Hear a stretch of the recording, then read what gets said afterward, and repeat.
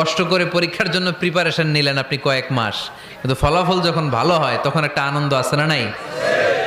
সারাদিন রোজা রাখলেন রমজানে, কি কষ্ট, তৃষ্ণায় গলা ফেটে যায়, কিন্তু ইফতারির সময় যখন রুহ আফজা শরবতটা খাই কেমন লাগে? একটা আনন্দ আছে না নাই? এজন্য আল্লাহ বললেন فإن مع العسر يسرا إن مع العسر يسرا। ও নবী, কষ্টের দিন মক্কায় অল্প কিছু দিন, মদিনাতে আনন্দের দিন অপেক্ষা করছে। আমাদের জীবনে যদি দুঃখ কষ্ট আসে আমরা ধৈর্য ধরবো, তাওয়াক্কুল করবো একজনের উপর, তিনি কে? কারণ আমরা বিশ্বাস করি কষ্টের দিন এটা চিরকালের জন্য নয়, সামনে আনন্দের দিন আমাদের জন্য সেট করে রেখেছে কে?